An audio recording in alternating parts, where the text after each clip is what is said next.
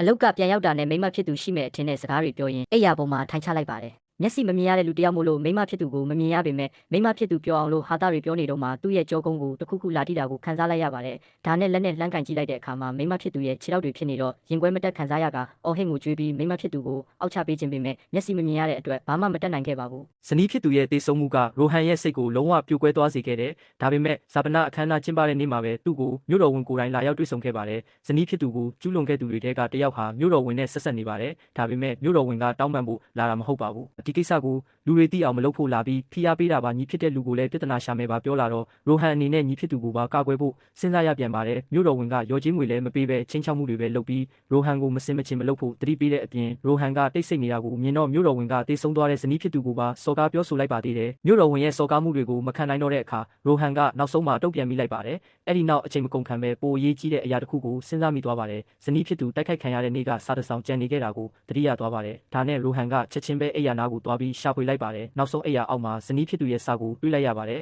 အဲ့ဒီအချိန်မှာပဲဇနီးဖြစ်သူဟာတီးမခံနိုင်တော့အောင်နှိပ်စက်ညှဉ်းပန်းခံခဲ့ရမှန်းကိုသဘောပေါက်သွားပါတယ်